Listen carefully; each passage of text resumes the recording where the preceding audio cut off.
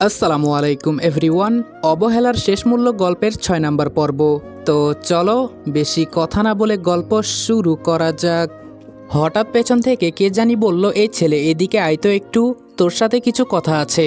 আমি পেছন থেকে কথাগুলো শুনে দাঁড়িয়ে গেলাম, আর পেছনে তাকিয়ে দেখি সেই দিনের দুইটা মেয়ে, মানে যাদেরকে আমি রিয়ার বাসার নিচে বসে থাকতে দেখেছি। আর ওদের সাথে একটা মেয়ে আছে, তবে মেয়েটা একটু অন্য টাইপের।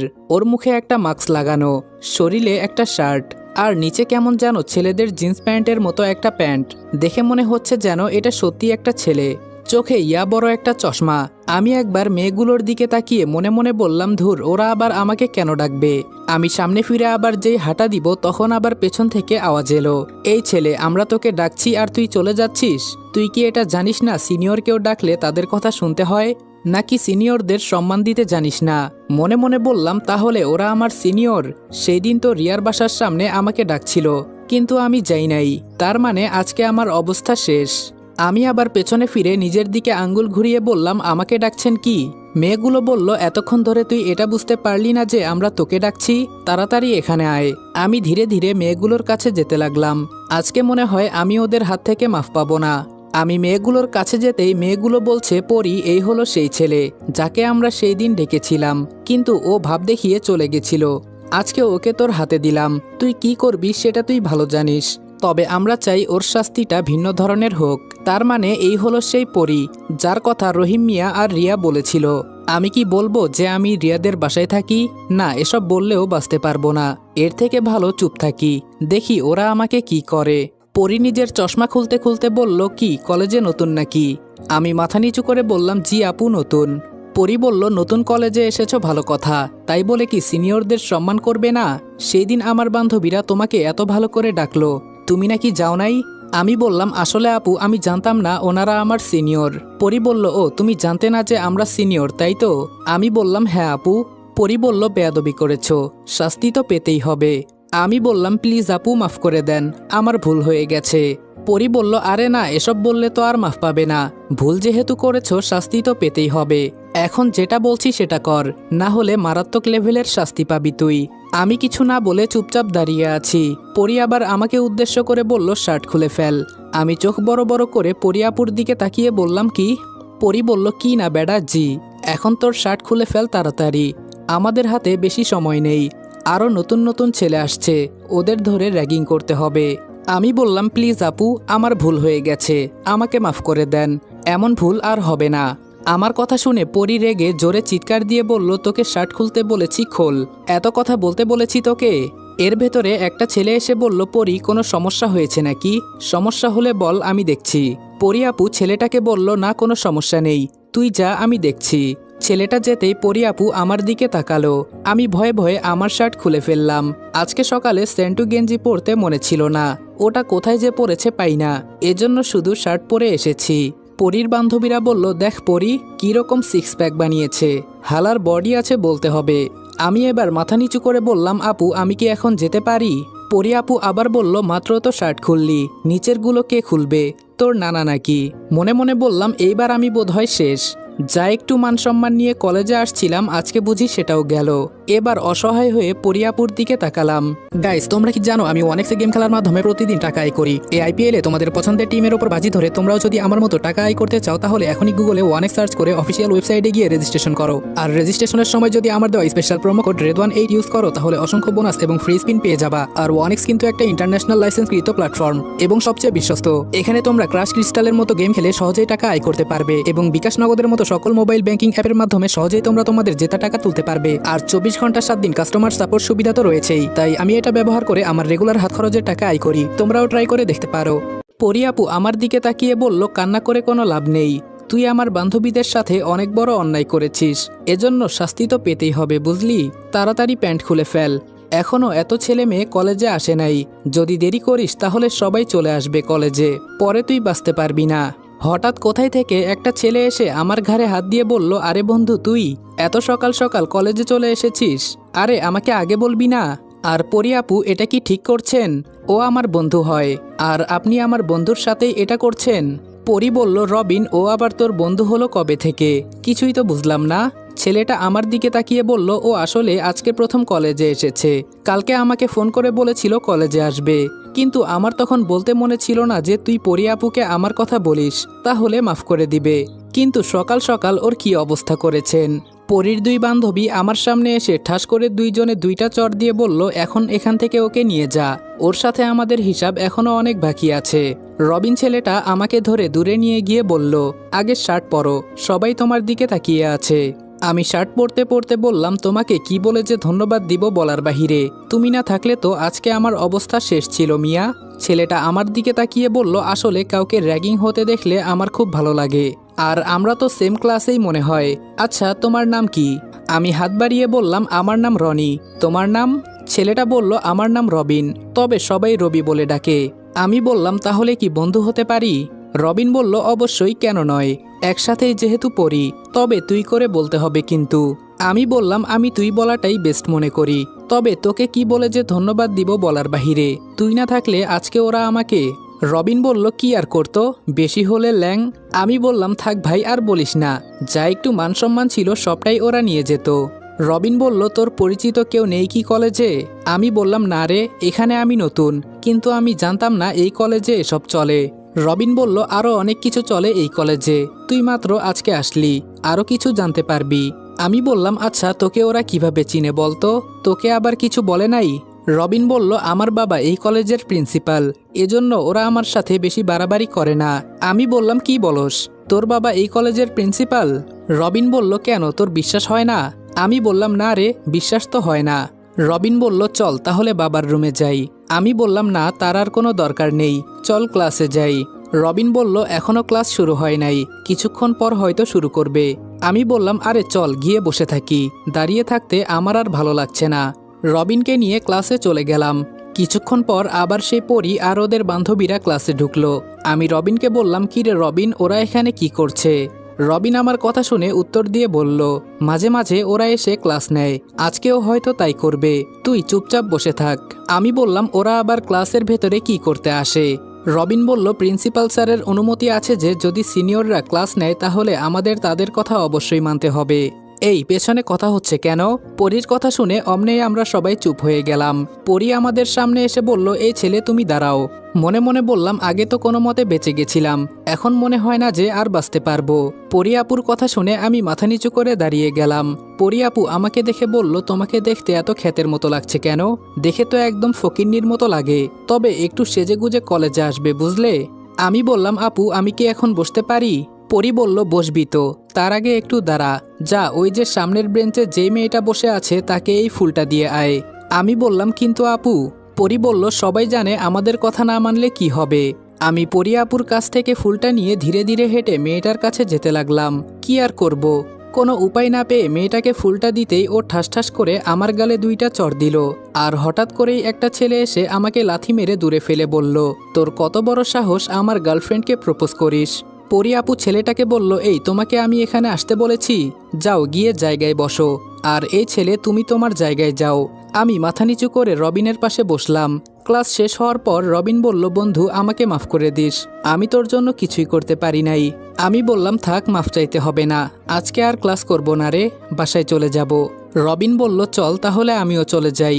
রাস্তা দিয়ে যেতে যেতে আমি রবিনকে বললাম, রবিন আমার একটা কাজ করে দিতে পারবি? রবিন বলল, হুম বল, কি করতে হবে? আমি বললাম, তুই আমাকে একটা পিস্তল মিলিয়ে দিতে পারবি? রবিন আমার কথা শুনে চোখ বড় বড় করে আমার দিকে তাকিয়ে বলল, তুই কি করতে চাইছিস বলতো? আমি বললাম, আরে তুই এত ভয় পাস কেন, তোকে তো আর মারবো না। রবিন বলল, আমি ভয় পাচ্ছি না, আজকে তোর যে অবস্থা করলো ওই পরী, আমি যদি না থাকতাম তাহলে তো। আচ্ছা ওইসব বাদ দে, বুঝি না ওরা এমন কেন করে, দেখতে শুনতে তো এতটাও খারাপ না, তাও কেন এমন করে? আমি বললাম, ওদের বিরুদ্ধে কেউ কথা বলে না এজন্য এমন করে। রবিন বলল, এটাও ঠিক, তবে এসবের মাঝে কে জড়াতে চায় বল? আমি বললাম, হ্যাঁ এটাও ঠিক। আচ্ছা তুই আমার কাজটা করে দিতে পারবি?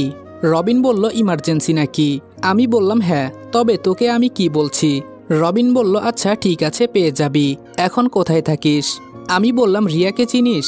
রবিন বলল, ওই পিচ্চি ঝালমরিচের কথা বলিস? আমি হাসি দিয়ে বললাম, তুই কিভাবে চিনিস? রবিন বলল, আর বলিস না, আমার গার্লফ্রেন্ড ওর দূর সম্পর্কের মামাতো বোন হয়, আমার মাথা একেবারে খেয়ে ফেলে ও।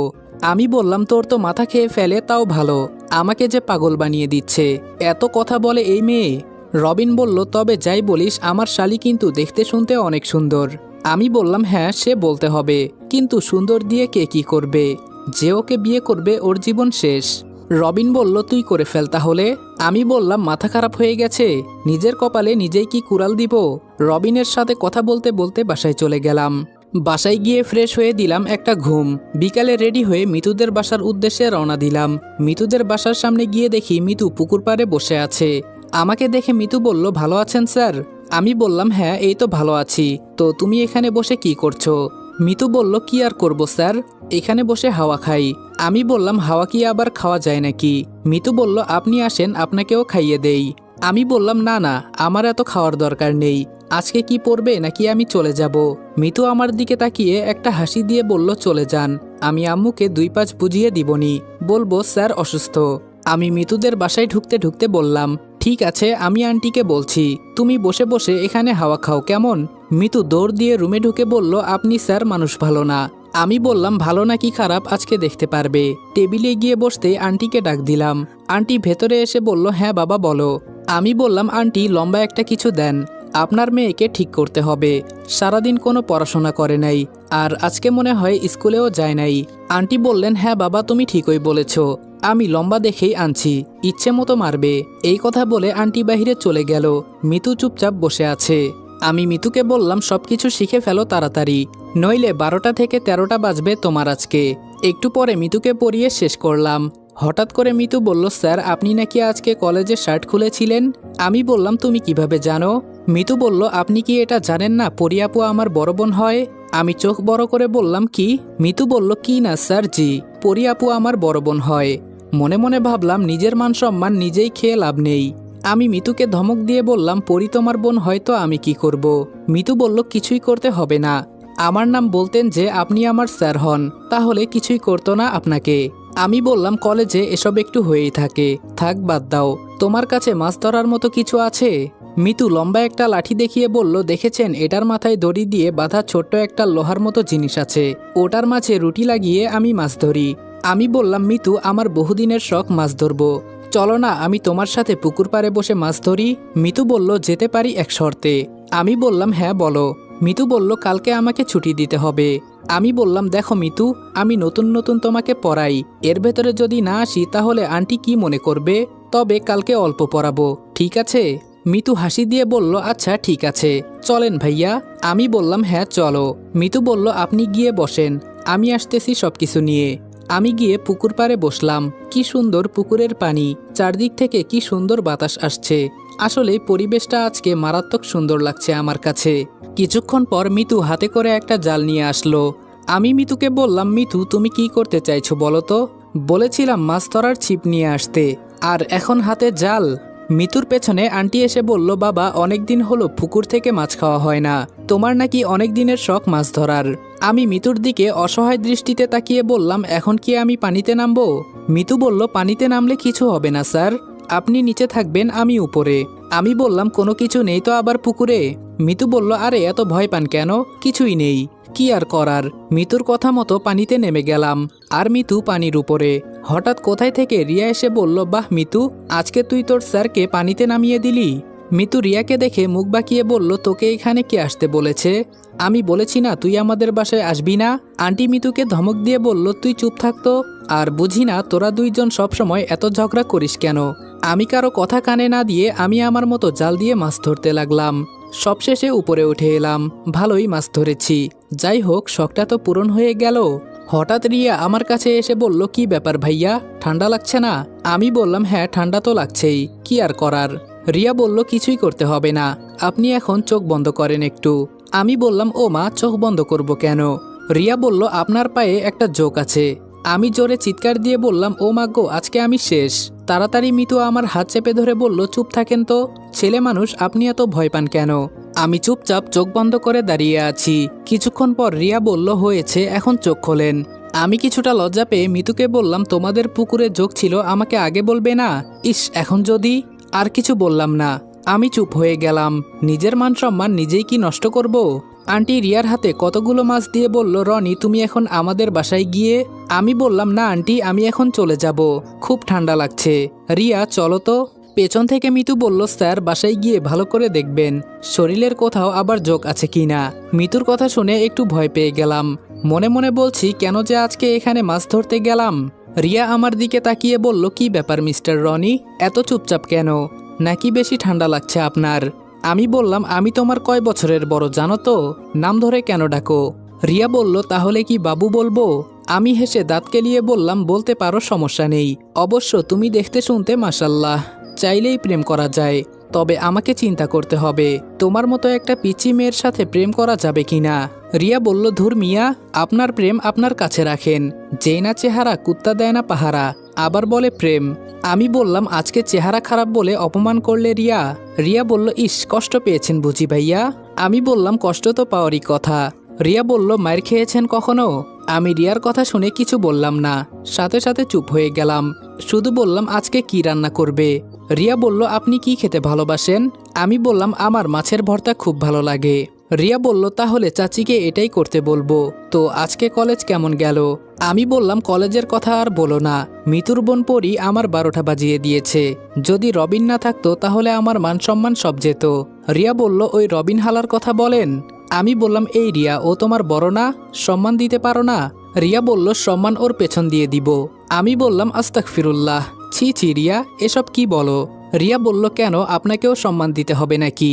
আমি বললাম, না রে বোন, আমার সম্মান লাগবে না, পরে দেখা যাবে, থাক আর বলবো না। রিয়া বলল, কেন বলবেন না, বলে ফেলুন, আমি শুনছি। আমি বললাম, শুনে আর কি করবে তুমি? তুমি যেই কথা বলো আশেপাশের মানুষ শুনলে তোমার না বরং আমার মান সম্মান যাবে। রিয়া বলল, এত মান সম্মান কোথায় রাখেন বলেন তো? আমি বললাম, পকেটে রাখি, তোমার লাগবে? রিয়া বলল, ও মা, রেগে যান কেন, আমি তো মজা করে বলেছি। আমি বললাম, তুমি আমার সাথে মজা করছো না। রিয়া বলল, তাহলে আপনার কি মনে হয় দুলা ভাই? আমি বললাম, রিয়া, এখন কিন্তু তোমাকে আমি। রিয়া বলল, কি বলেন শুনি, দেখি আপনার কেমন সাহস আছে। আমি বললাম, তোমার সাথে আমি পারবো না, থাক বাদ দাও। রবিনের ফোন নাম্বার নিতে মনে ছিল না, একটু যোগাযোগ করে দিও তো। রিয়া বলল, 1000 টাকা লাগবে, দিতে পারবেন? যদি দেন তাহলে দিব, না হলে আপনি আপনার রাস্তা মাপেন। আমি বললাম, তোমার কপালে খুব দুঃখ আছে, এই বলে দিলাম রিয়া। রিয়া হাসি দিয়ে বলল, আমার কপালে আবার কিসের দুঃখ? আমার কপালে সুখ আছে মিয়া। এখানে আসছিলাম আপনাকে একটা কথা বলতে, কিন্তু এখন বলবো না, আগে গোসল করে ফ্রেশ হন, তারপরে বলবো। বাসার নিচে এসে বললাম, আচ্ছা আমি এখন গেলাম। রিয়া বলল, হ্যাঁ, গিয়ে তাড়াতাড়ি গোসল করেন, আপনার সাথে জরুরি কিছু কথা আছে। আমি বললাম, আচ্ছা ঠিক আছে। আমি সরাসরি উপরে চলে গেলাম। উপরে গিয়ে ওয়াশরুমে ঢুকে গেলাম। ফ্রেশ হয়ে যেই বিছানায় শরীর হেলিয়ে একটু ঘুমাবো, তখন বাহির থেকে রিয়া বলল,